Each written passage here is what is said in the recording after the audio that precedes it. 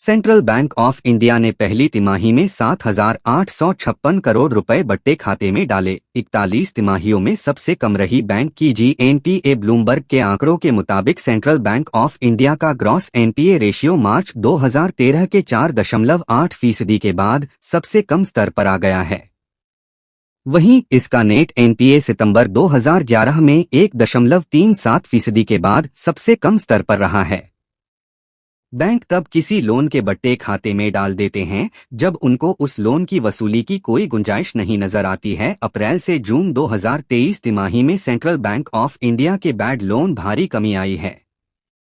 विश्लेषकों का कहना है कि बैंक के बैड लोन गिरावट की मुख्य वजह तमाम NPA को बट्टे खाते में डालना रहा है।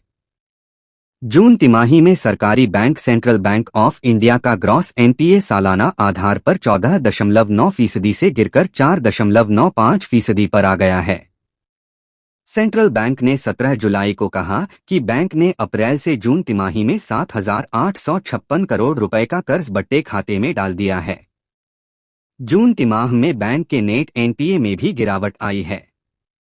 इस अवधि में बैंक की नेट NPA सालाना आधार पर 3.93% से गिरकर 1.75% पर रहा है। क्या होता है लोन को बट्टे खाते में डालना? बता दें कि बैंक तब किसी लोन के बट्टे खाते में डाल देते हैं जब उनको उस लोन की वसूली की कोई गुंजाइश नहीं नजर आती है। आमतौर पर बैंकों को बट्टे खाते में डाली गई लोन राशि का 100% प्रोविजनिंग के रूप में अलग रखना पड़ता है। इससे बैंक के मुनाफे पर नेगेटिव असर पड़ता है। क्या कहती है ब्लूमबर्ग की रिपोर्ट? ब्लूमबर्ग के आंकड़ों के मुताबिक सेंट्रल बैंक ऑफ इंडिया का ग्रॉस NPA रेशियो मार्च 2013 के 4.8% के बाद सबसे कम स्तर पर आ गया है।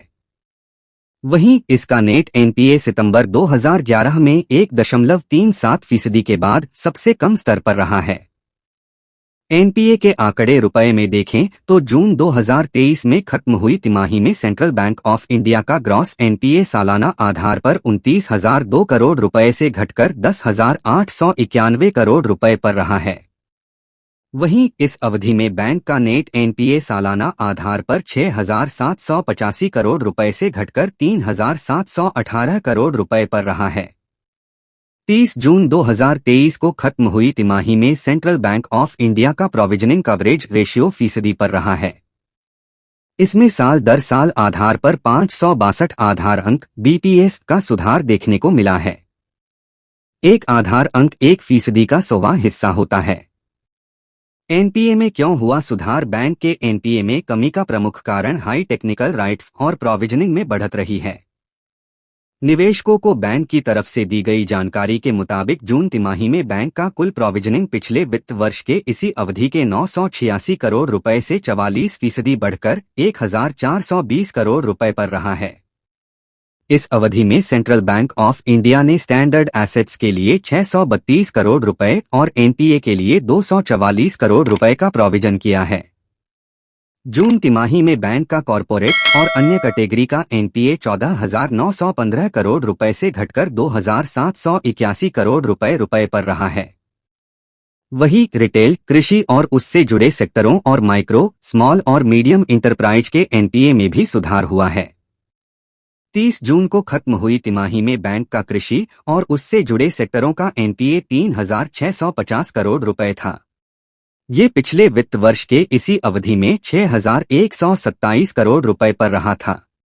सेंट्रल बैंक ऑफ इंडिया के Q1 नतीजे सेंट्रल बैंक ऑफ इंडिया ने बताया है कि वित्त वर्ष 2024 की पहली तिमाही में उसका मुनाफा सालाना आधार पर 78% की बढ़त के साथ 418.4 करोड़ रुपए पर रहा है।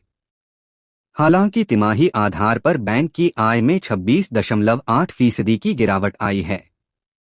30 जून 2023 को खत्म हुई तिमाही में बैंक की ब्याज आय 48% बढ़कर 3,176 करोड़ रुपए पर रही है, जबकि नेट इंटरेस्ट मार्जिन 74 BPS बढ़कर 3.62% पर रही।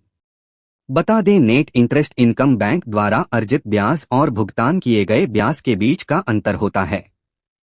इस अवधि में बैंक का डिपॉजिट 6% बढ़कर 3.63 लाख करोड़ रुपए और ग्रॉस एडवांसेज 12.95% बढ़कर 2.2 लाख करोड़ रुपए पर रहे हैं।